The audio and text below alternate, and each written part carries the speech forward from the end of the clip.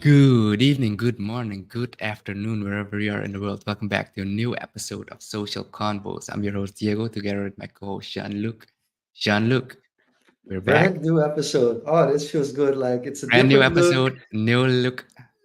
Yeah, it does feel good. And the song still sounds the same. So that's good. That's definitely good. How have you been, Diego? I've been good. People might have noticed that we were on a hiatus, but Pretty we're long definitely hiatus. back now. And I think it's the same thing every year, I think around this time that um, let's say there's a dip There is in always a momentum dip every year. in the Yeah. year, and it seems to happen at the same period, Do you like the feel? middle of the year. And I feel it's Yeah. not Yeah. only with this. It's with a lot of things. Like there's a momentum of New Year's. We talk a lot about New Year's resolution, setting goals, and then for the first 3, 4, 5 months, you know, full steam ahead. But when the second half of the year rolls in, I don't know what it is, but there's just something I that think it's a kind of gear shift. I think it really is a gear shift. And it's also credits to yourself in the sense that if you're doing really well during the first couple of months, things tend to pick up and you kind of get ambushed by things that you originally might not have planned for the year, but come across your path. And for me personally, I have a really hard time dealing with it. mhm. Like I think I pretty much know my strengths, but also my weaknesses, and I have to come clean, Diego. Um, Mentally, I've been through a really, really rough patch, Yeah, and that's something that I'm not quite used to. Like I have a good support system. I have people surrounding me or that are the most awesome people in the world, but still I got blindsided. Still I got overworked. Still I got stressed. And somehow, not magically, because we all know the risk is there, but yeah. I It got hit kind of with it. builds up over time, and it's like a silent killer. Yeah. And but it's good to be up and running again. And this leads into we're actually already nearing the last quarter of the year, and around this time it's when basically the hype, the preparation start for the conference. Usually it's in October, but this year's going to be in November. So leading into that, if we're transitioning from last year, we've had a lot of developments in 2024. Where is 2024, the conference picking up from last year? And what has been built up leading up to it that we can So, give away right now? so there is a saying in Dutch called luxe problemen. That's having problems, luxury problems, Yeah, like further problems. yeah, like things that are like things are going so well that it's becoming an issue, like the amount of sessions. Like basically, all the sessions have somewhat been already filled in, and everything is set. But there are more topics that we want to discuss than rooms that we have available, and that's kind of been a tricky situation. And I still can't openly talk about it because we made one major change compared to last year, which is add an extra room. And that's something that hopefully throughout this month we can slowly talk a little bit about more. So I think that's really one of the things. And in scale, like in comparison, the thing about an annual conference, especially if you make it sustainable, is that it continues to grow. And you have to find ways to make sure that it's a sustainable growth instead of like a hype. Everybody jumps on it one year, and then the next year it's like, oh yeah, that was last year's hype. We're not interested anymore. And I think that's one of the things that, um, while I grew up, I was involved in a lot of projects that were annual projects and were focused on sustainability. So they weren't always the biggest projects, but it was important that they came back every year. And I think that did help. But now it's a combination of, yes, it's an annual event, but also it's continuously growing. So I think that's the good news. The good news is there's more sessions than last year, more speakers than last year. We're allowing 50 participants more than last year, but then we're at complete max capacity as well. Not necessarily for the separate the tracks that are simultaneous, but for the keynotes, yes, we do have max capacity. So if we're talking about, now it's expanding, growing, adding an extra room, having luxe probleme. If we look back at the origins of the conference and the idea of educating around social media, around having people get together at one place to learn from experts, learn from each other, what's the origin of the? I don't think we've actually dived deep into the origins of the social media conference itself.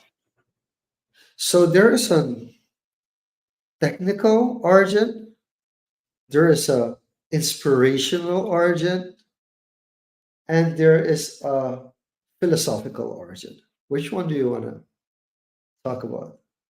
Let's go with basically that order. Let's go technical and end with philosophical for the, Okay, you know, technical is quite simple. Like in the day, social media used to be, yeah, it's fun, it's just for entertainment, which by the way, it still is. Like people forget that it's leisure. Like it's supposed to be something you do in your free time. But now all of a sudden it's kind of intertwined in everybody's life. And you have to be able to work your way around social media and understand how it fits into your life, either from a personal development perspective, that you're not on it too much and that you actually use it for good, to a business perspective where you actually need to reach an audience, and through reaching that audience you can actually grow as a business. So there's like there are multiple layers. And I think back when we started in the first social media conference, Suriname was in 17. Back then, it was a little different because there were already existing events. But I did want to make sure that social media had its own place, that there was really a conference where social media is still the core of the conference. And you can see the difference now already. There are multiple personal development tracks.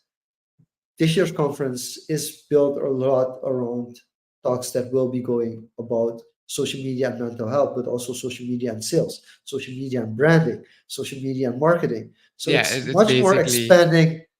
there's a lot of adjacent There's a lot other because things that kind of bring it all together, with social media being the glue that yeah. brings it together. And in the beginning, like not in the beginning, it makes it sound like it was like a decade ago, or even especially 2 decades ago, it wasn't like a common thread. It was like still seen as an add-on. But now you can have discussions because in certain situations, social media is still an add-on. But in other situations, the marketing or the personal development is an add-on to social media. So that brings a very different dynamic. So from a technical perspective, a conference where we focus on social media is needed because it's so multidimensional.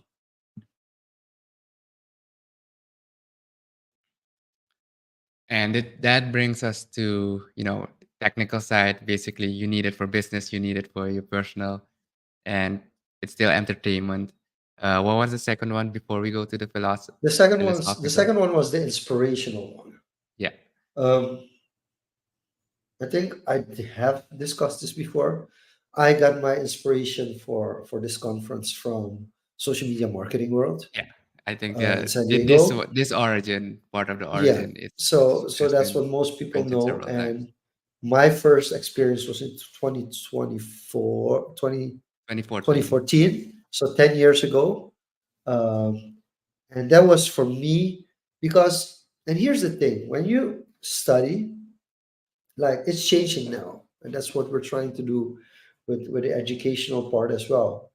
But social media wasn't really like a course or um, It's a becoming subject that more you could study.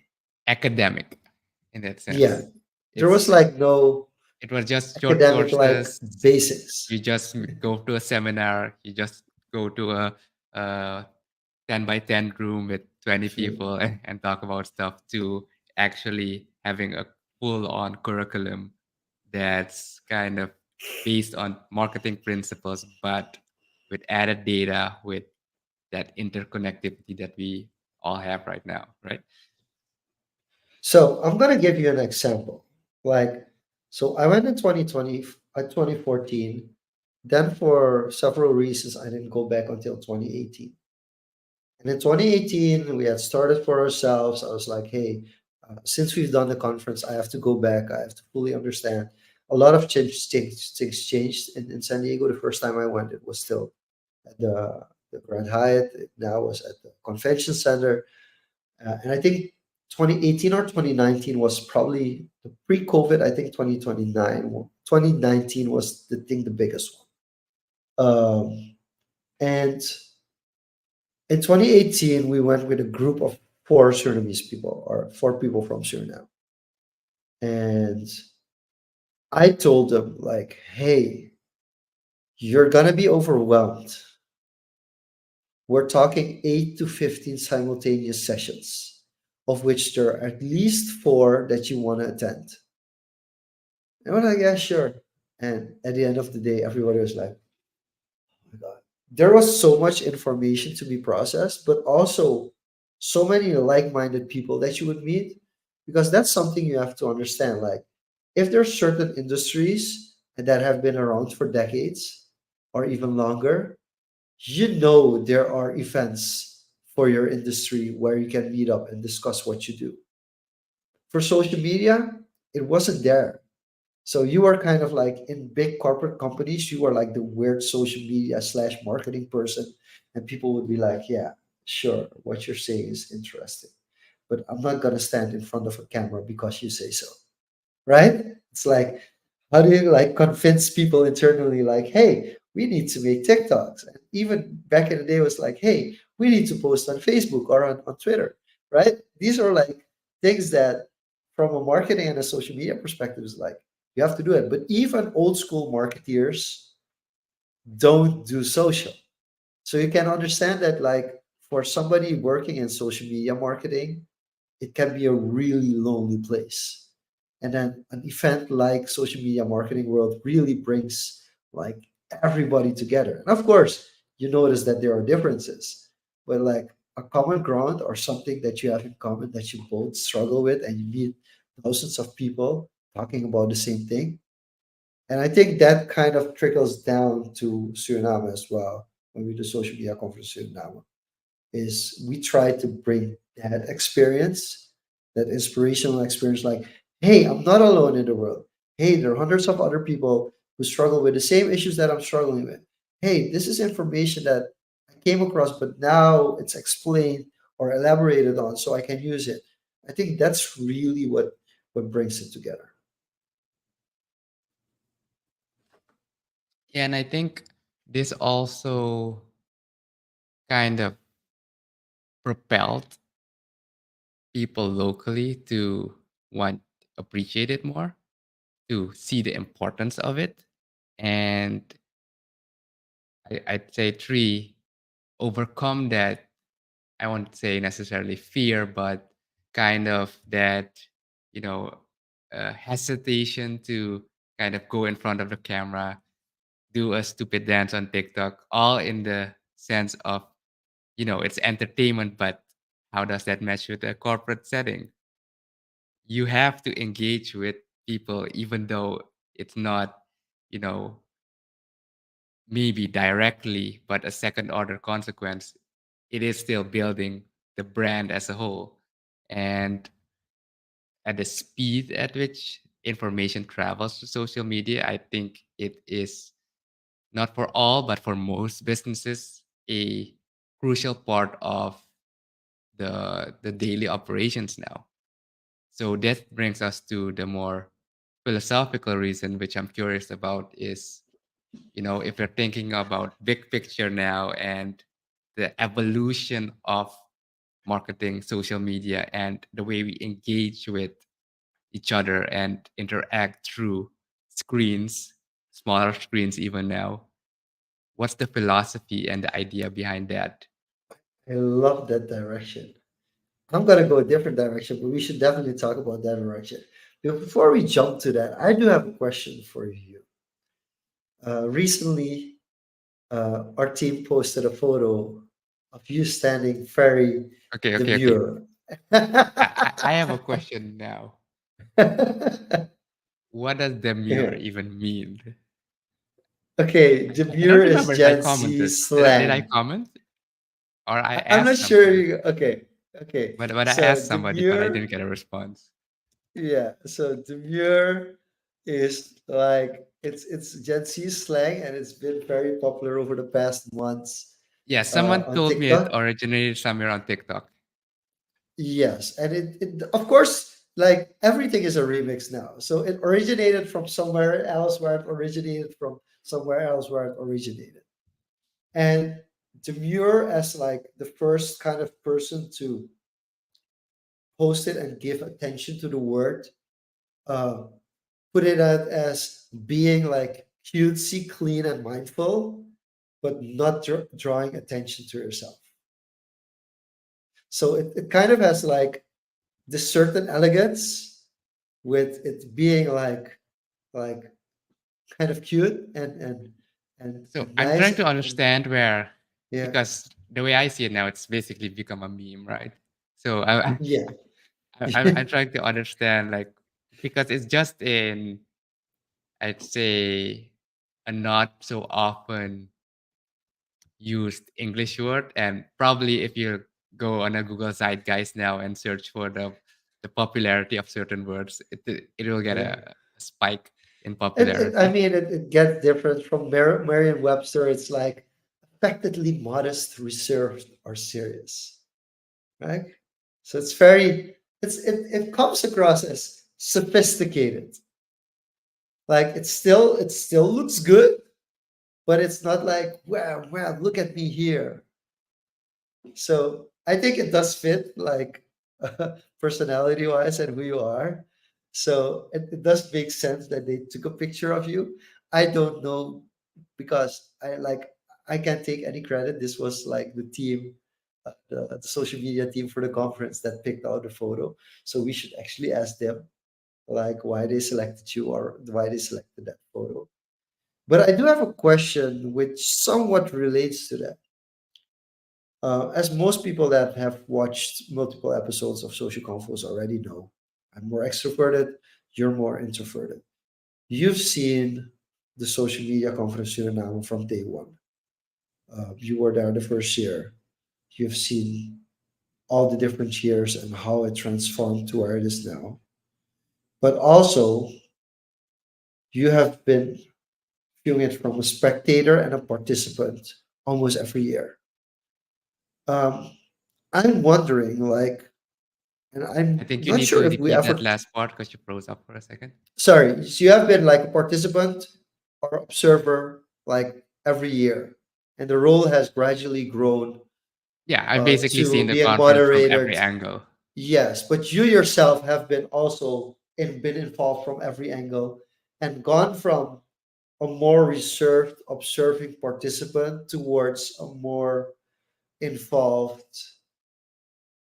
I wouldn't say outspoken. I can't say outspoken based on how you were dressed last year. Something that I'm wondering, would you have done that like 8 years ago? So it is Yeah. interesting for me as well to look at your own journey, both from a conference perspective, like how that fits in, but also from yourself, how, and then you get to the philosophical part, how social media has changed your personality as well. I don't think it has changed my Are personality affected, are affected. much per se, Yeah. because that is basically part of my personality.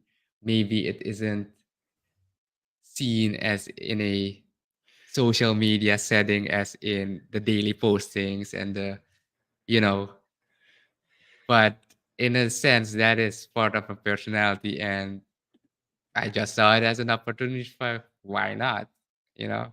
I don't like to attract attention to myself, but at the other end of the spectrum I also don't really care. So, but here's So the thing. it's kind of a dichotomy in that sense, like, Yeah.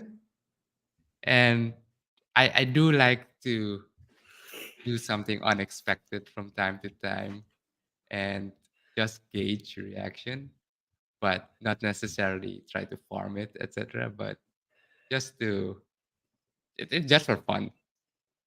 That's what it boils down to. And in a sense, to your original question, like, has social media affected, changed me?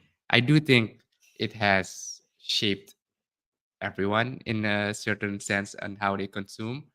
But for myself, what I've noticed over the years, I think the 29s, 2010, 2011, the rise of Facebook, that was, very new, kind of connect with friends, poke people on Facebook, etc. But as social media has grown, I've actually become more distanced from using it in that sense. So Interesting. I don't like, if we're talking about the TikTok trends, the demure, that just flies over my head. I have to ask people. I think the word last year, I remember talking to Gail during the interview at Radio Teen last year. I think one of the Gen Z words was Riz. So I was like, It is what's still Riz about? there. Yeah. So for There me, is I a think certain yeah. there is a So certain kind of risk to you being the mirror. But I think I'm gonna stop there because when my colleagues, especially my Gen Z colleagues, are gonna follow this conversation, they're gonna cringe so bad.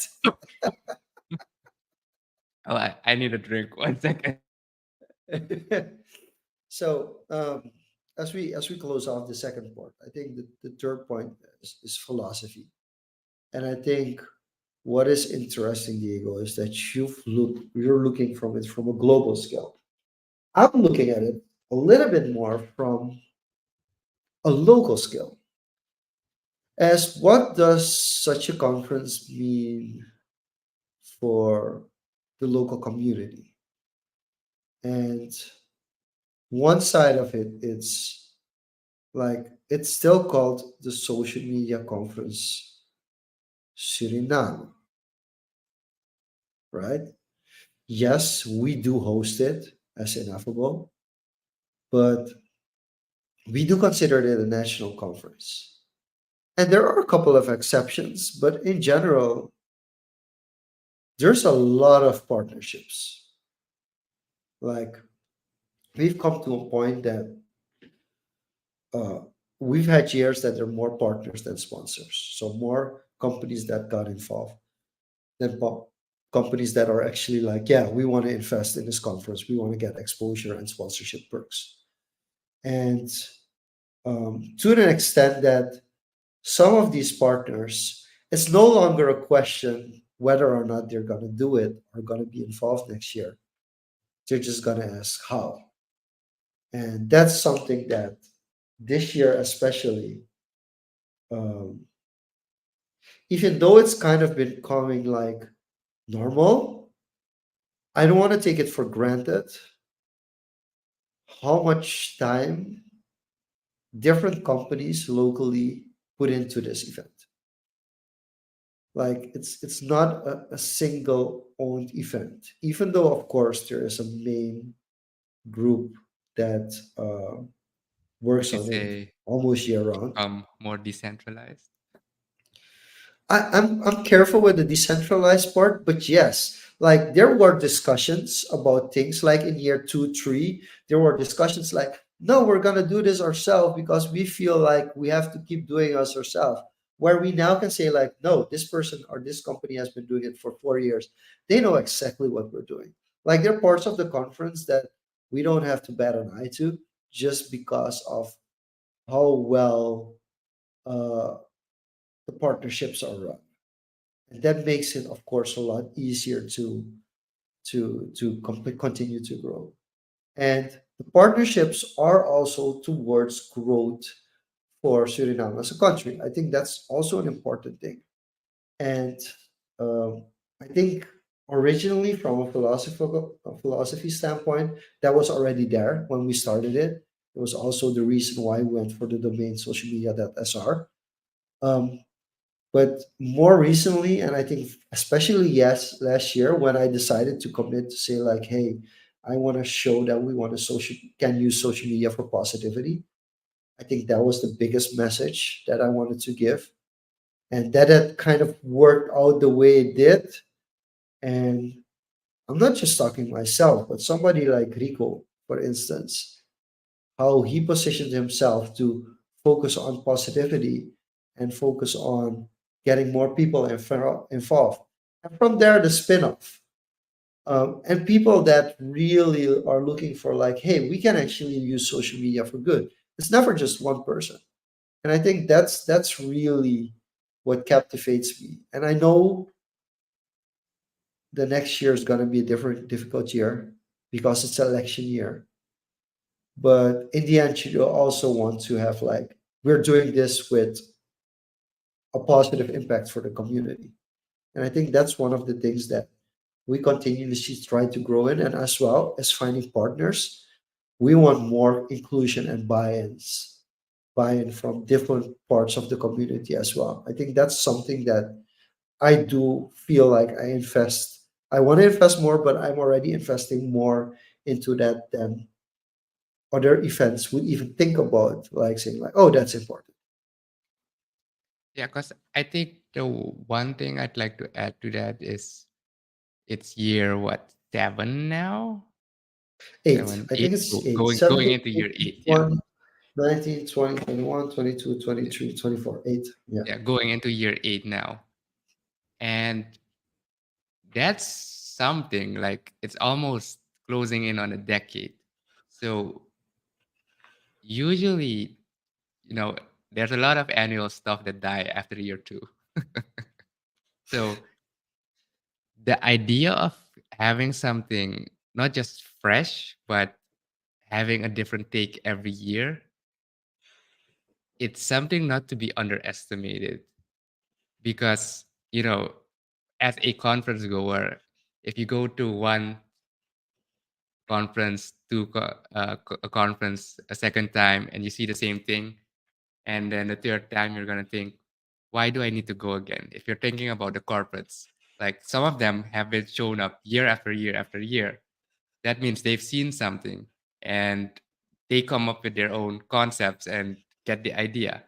So that's the challenge, right? And I think coming back to the philosophy and the inspiration, this is the, I guess, the mutual benefit and the spin-off of impacting the community, and the other components, the partners, kind of now contributing back to the conference to kind of make it its own thing, and not just relying on, okay, ineffable is the main host, you know, figure it Yeah. out, show us something new.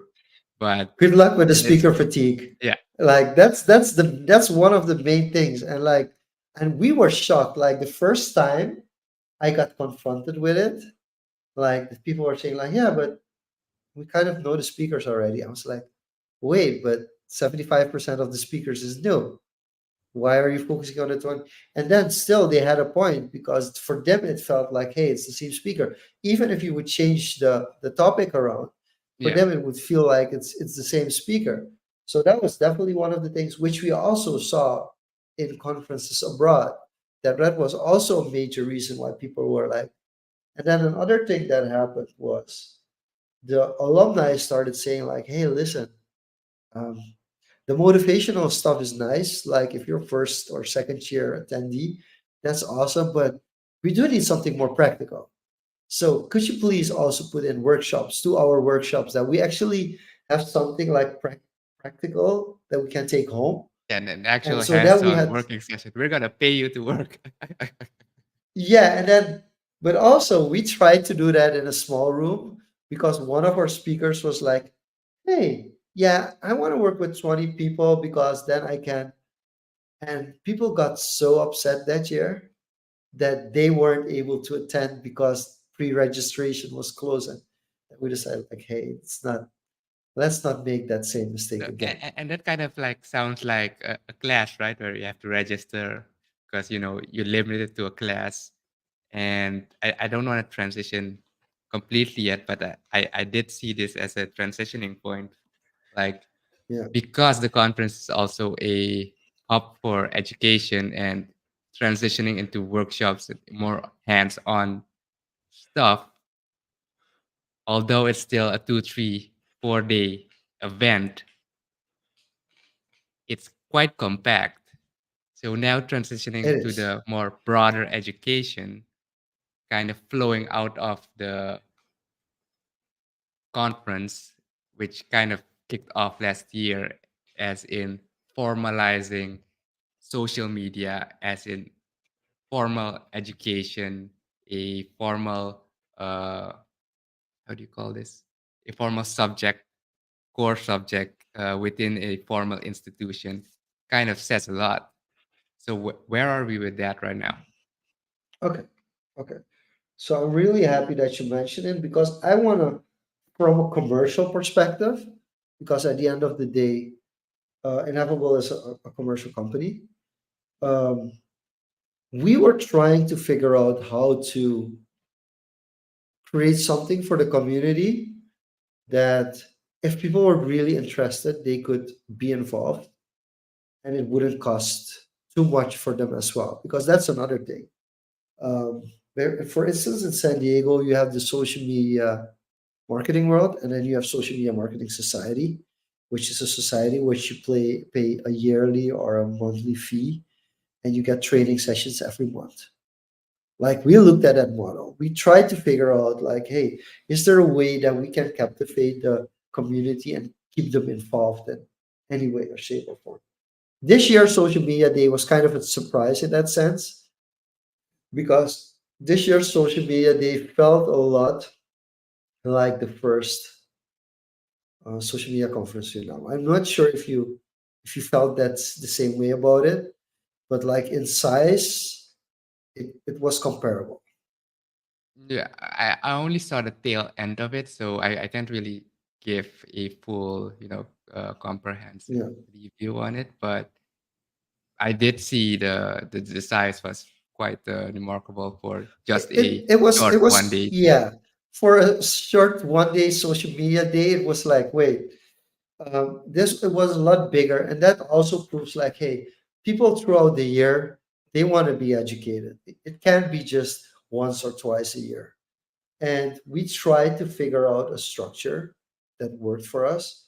And this is also where it's different. Like the organizations that organize these events uh, internationally, they're usually companies who organize these events. Like that's where they make their money, right? It's not through uh, monthly contracts with companies to do their social media management.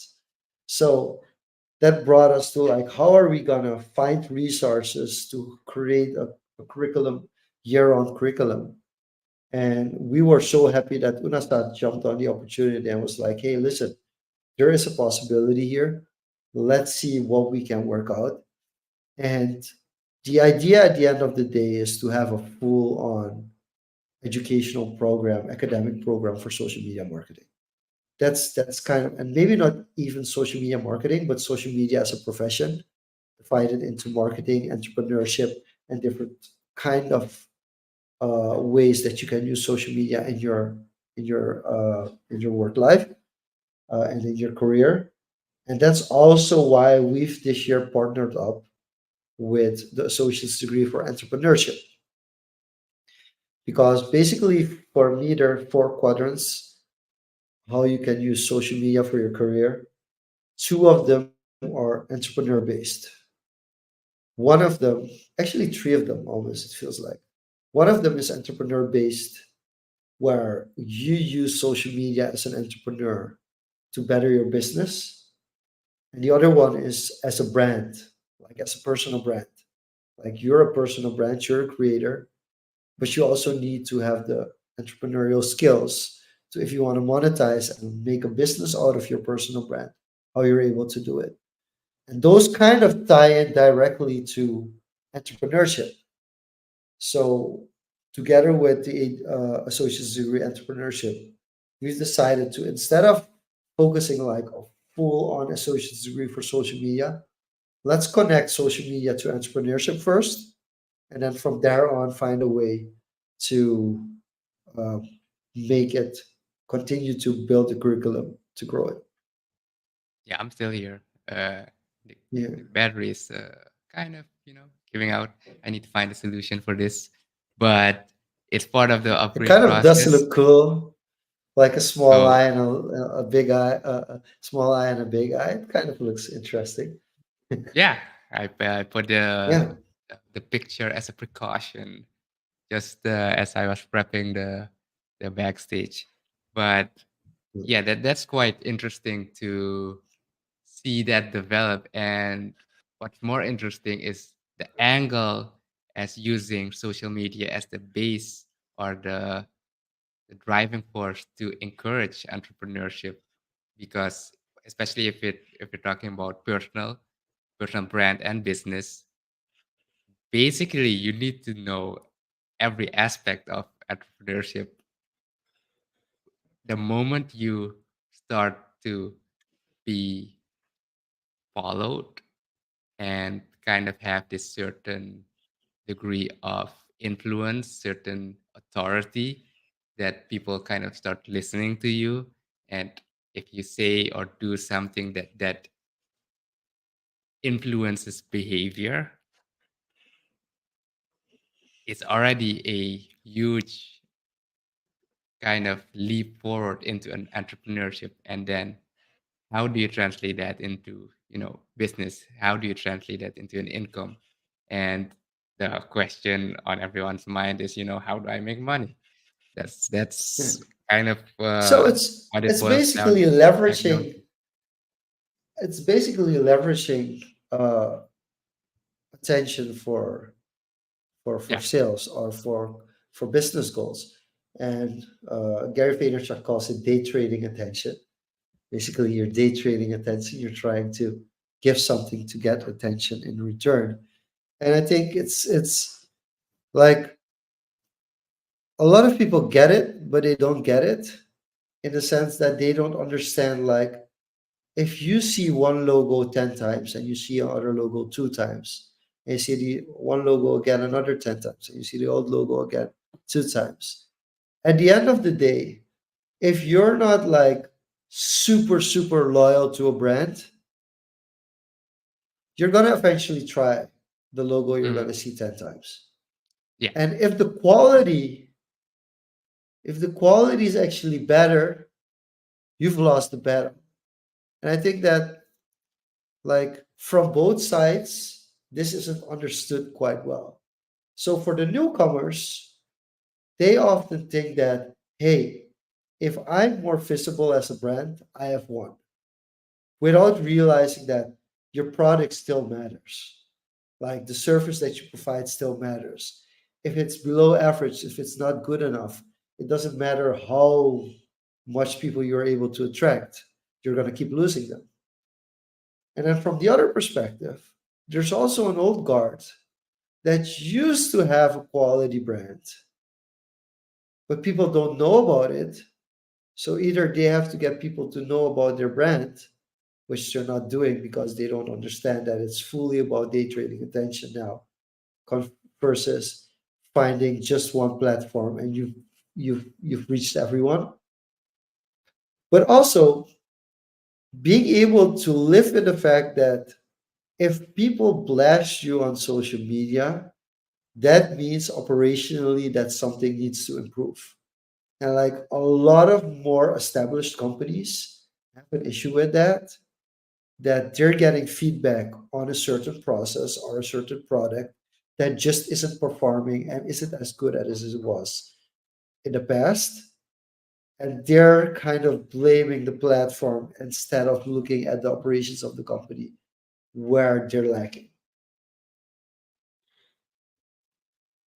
And that's why we need that recurring conference. But as you mentioned, the one day, one weekend, or one week isn't enough. It needs to happen more consistently, more spaced out. And just as you mentioned with the 10 logos, if you see and engage with the content, with the lessons more times, you will get something out of it eventually. That's what it boils down to. Exactly. Exactly. And then you just don't need the practical side alone, but also the theoretical side. You need to put it in practice. So you have to do case studies. You actually have to implement it yourself and do a trial and error, or you decide to like iterate it and see if it gets better over time. There's so many things that you have to take into account. And I think from an educational perspective, it's really important to know the basics. Like, how many people go into social media marketing without knowing what the four P's are? Like basic marketing mix stuff, right? Not even knowing who Philip Kotler is, for instance. So um, I think that's also a reason why it needs to be an academic program, or at least an educational program. It doesn't necessarily always have to be academic, but there needs to be an educational program that connects like the things that you're seeing in practice to theory that's already been there. Like it's not new. It's been there. It's never just about getting attention. There's Just always some boil kind it of down branding to the aspect connected to it. fundamentals and first Yeah. principles. And once you understand that, it makes a mesh. So definitely check out the conference. I think it's sold out already, close to selling out maybe. I love, I love the October month. And you know why I love the October month? The October month is when everybody gets their discount code and people go ham with distributing their discount code. So when this episode drops, if you're Well, listening to it right now, there will be a code in the description, which is the ineffable code, which gives you a discount as well. As collective, as a team, as a company, we've decided to not have individual codes anymore, but collectively do an ineffable code.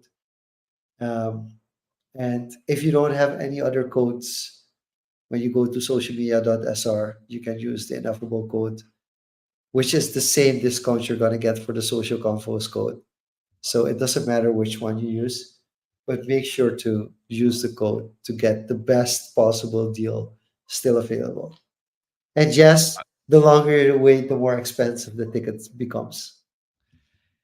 basic entrepreneurship, scarcity mindset. So as we No, it's close, like, yeah, so yeah, so yield it's management, right? demand, Like yield, and as time closes, it's basically what yeah, airline tickets do.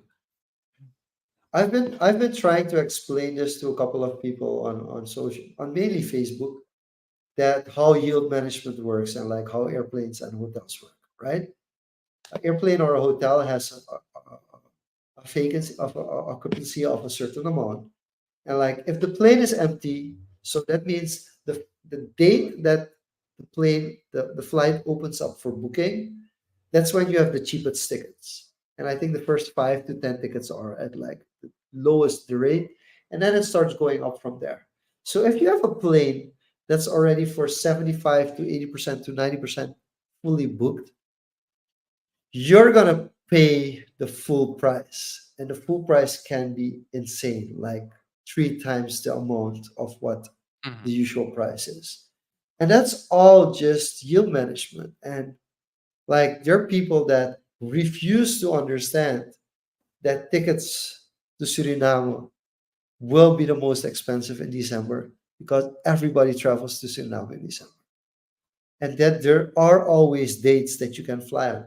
I flew back once on the 1st of January Yeah, because nobody wants to leave on the 1st of because nobody January. wants to leave on the 1st of January, right? So these are like things that these are basic principles, basic marketing principles, basic online marketing principles. So it's important to know these just if you want to get involved and use social media for business reasons. So I think that's really important to take into account as well. But to the educational part, because my biggest concern, especially in the earlier days, was that people can't distinguish between ICT and social media. Do you feel that's still an issue for most people, especially over the age of 50? If you narrow it down to that, then yes, because when people hear ICT from the 2000s to 2010s, information and communication technology, whereas social media is a form of communication that you Yeah. use on a technological device, so I can understand the confusion there, but they have they're both umbrella terms in their own sense now. And you can't just throw everything into ICT. Oh, my printer's broken. Oh, it's an IT problem. It's an ICT problem. Oh, you do social media. Please fix my Oh, printer. yeah, please fix my So printer. Or get the it, guy who fixes the printers or the woman that fixes the printers into the social media meeting. That works out quite well. Let them make content. Like, yeah. So it I do still think that's a common issue. I think with the the Gen Z, Gen Alphas that's coming up now, there's a different sets of problem there because I think they are too much disconnected or too dialed in into the digital world that kind of they lose sight of reality. So I think as the pendulum swings from left to right, right?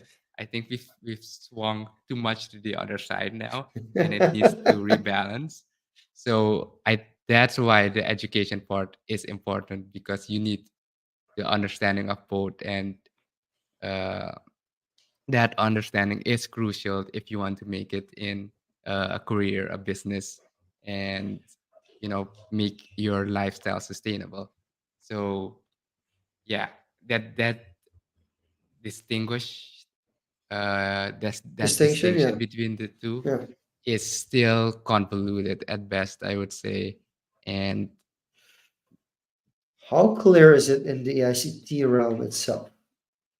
Like, to what extent is it easy within the ICT realm to differentiate between hardware and it's software? okay, maybe that's, I would say, one of the more simple things, hardware and software. But yeah, when people see ICT, the printer problem, then you have security, network security, and then you have software engineering, software development.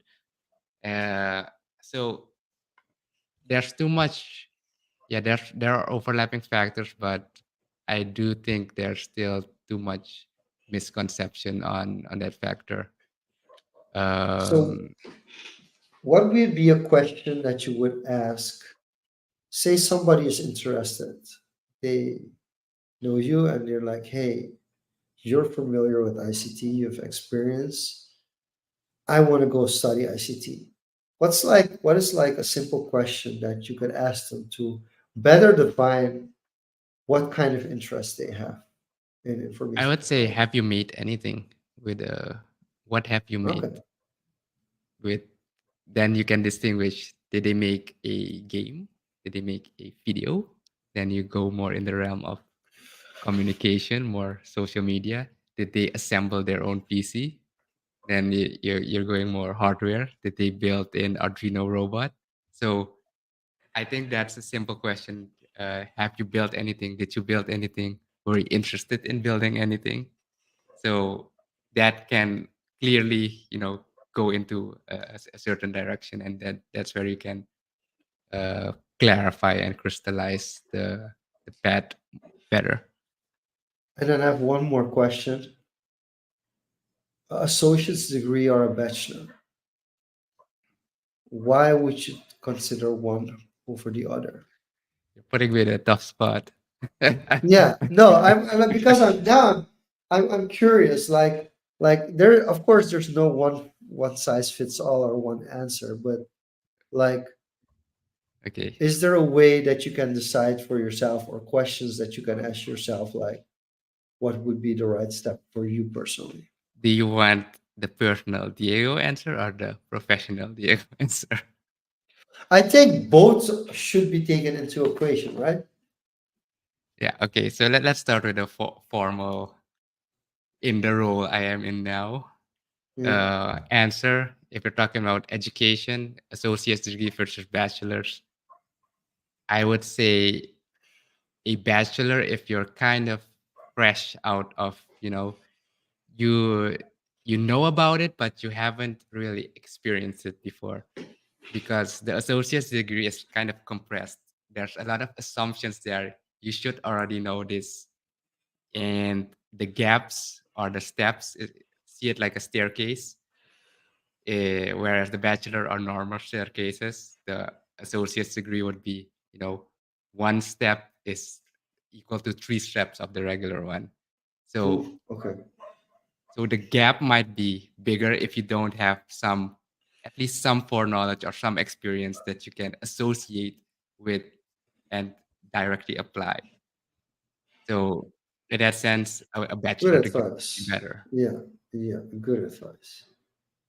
And the more personal answer, this kind of goes totally against the other answer, is if we're talking about education, personal development, it's on you.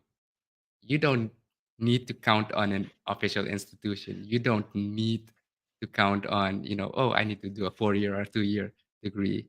If we're talking about education and you want to do something, it's on you. You don't need it. It's kind of more a framework, a structured way to do it, that to help you get there, a more a guidance, a tool to guide you through that process. But you don't necessarily need it if you have already a clear vision and you want to learn something. The internet, social media is your playing field. There's a lot of trash out there, but But, but, but yeah, but it does help when you've been gone through an academic program, because it does it helps enable shape your you thing. Yeah, to to think pick and the right videos to pick information from. yes, It does help you to create the right prompts for AI and tell ChatGPT when they accidentally sent you some wrong information. So from that perspective, I do think it's a two-way street, of course. yes, It should never be completely towards one thing and neglecting the other side. because you might not see it now. The 4 years could be a shortcut for 10 years. Yeah. So it's all about a matter of perspective, right? With what's your goals? So that's what I would say, on that final question. Okay. Do you We've have any take almost on that for associate versus bachelor before we No, close out? I really don't. I look at from more a pragmatic perspective. If you know for yourself that you're not interested in spending 4 more years of your life to go into an academic program for something where you might change speciality or might be interested to do something additionally, it makes total sense to do associate's degree.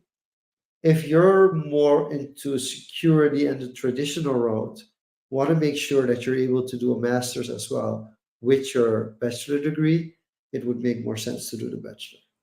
So I'm looking at it from really a more pragmatic perspective, aside from which system would be better or better suited. All right. With that being said, this was a rejuvenated episode of Social Combo. Fresh look, fresh faces. You'll see my face again next week. And with that being said, Jean Luc, Any closing thoughts and roll us out? Yes. Thank you so much for watching or listening to this edition of Social Confoes on your favorite video or streaming platform. We will be back with a special episode. Next episode, is it 160? We look forward to seeing you here next time. Same place, same time. Bye bye.